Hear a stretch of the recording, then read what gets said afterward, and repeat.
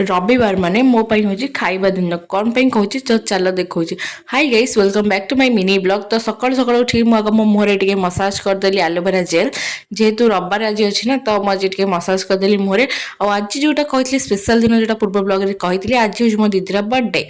तो देखिपारे यहाँ तो बर्थडे लुक तापर सकाळ उठी मु आग खाई देइथिली जेहेतु रविवार तो पास्ता आम टमाटो सॉस लगेगी तापर होइतिला पखाळ भात माछ भजा।